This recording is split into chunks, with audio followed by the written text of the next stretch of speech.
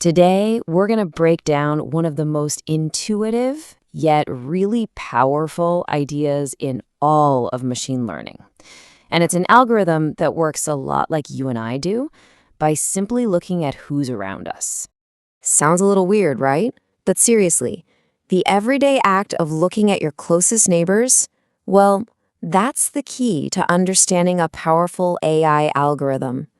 And it all boils down to one very human assumption. Okay, let's just dive right in. At its heart, KNN runs on the old saying, birds of a feather flock together. It just assumes that similar things hang out in the same area. So if you want to figure out what some new mysterious thing is, you just look at a certain number of its closest neighbors, we call that number K, and you let them vote. That's literally it. Okay, but right away, this brings up a huge question, a real Goldilocks problem, you know? How many neighbors should you actually ask to get the right answer? Should you ask just one, maybe 10, or the whole town? Because the number you pick, well, it completely changes the outcome. So let's take one extreme, right? What happens if you only ask one neighbor? The single closest data point. Well, you get an answer, and it's super specific, very confident.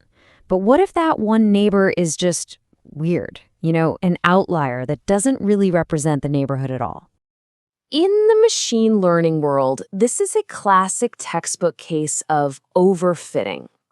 The model is like a chameleon, perfectly matching every little detail of the data it's trained on, including all the random, meaningless noise.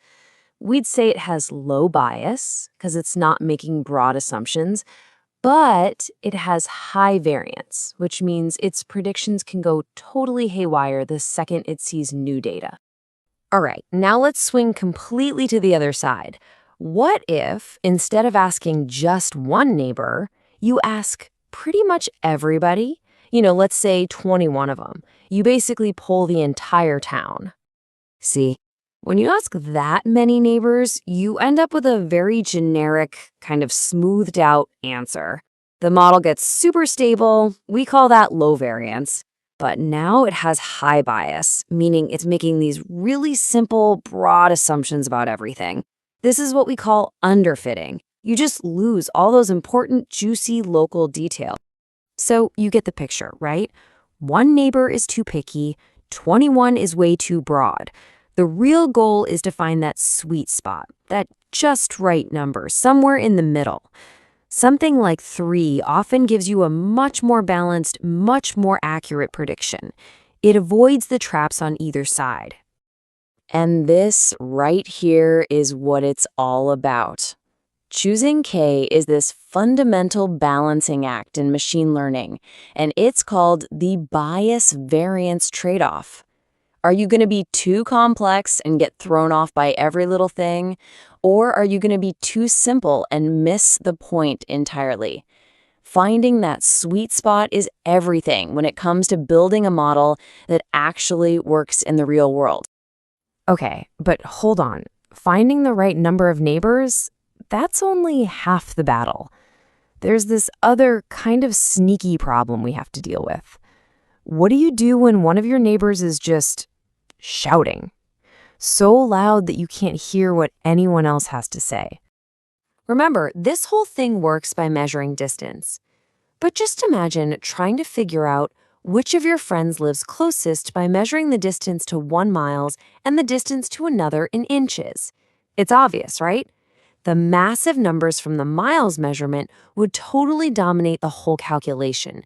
The inches would be completely ignored. Let's look at a classic example from a famous flower dataset.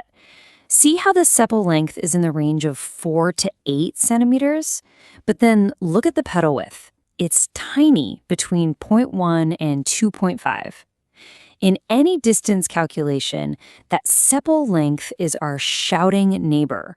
Its bigger numbers are just going to drown out all the really valuable info we could be getting from the petal width. And the fix? Well, it's actually pretty simple, but it is absolutely critical. It's called feature scaling. Basically, we do a little math to put all our features, all our neighbors' voices on a totally level playing field. This makes sure that every single feature gets a fair say in the final distance calculation. No more shouting. All right, talk is cheap. Let's see what the data actually says. We're going to see just how massive of a difference finding the right K and scaling our features really makes. And the results might actually surprise you. Okay, so check this out. This is with our data all nicely scaled. When K is 1, look at that, perfect on the training data. But on new data, it drops. That's our overfitting problem right there. Now jump down to K equals 21. The accuracy is just kind of meh on both. It's too general. But look right there in the middle. K equals 3. Boom, it hits the bullseye. A perfect score on the new data. So, K equals 3. That's our winner. But remember, that was with feature scaling. Now for the big reveal. This is where we see just how loud that shouting neighbor really was. What happens to our best model if we forget to scale the data first? Wow. Just wow. It drops hard. Without scaling, our perfect score plummets all the way down to just over 83%. That's a huge hit. That's the price you pay for letting one voice dominate the entire conversation. And this chart just says it all, doesn't it? That one single, simple step, scaling the data, boosted our model's performance by almost 17%.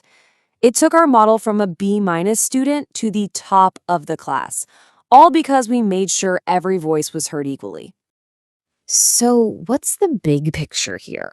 Why does it matter that we spent all this time digging into one of the simplest algorithms out there?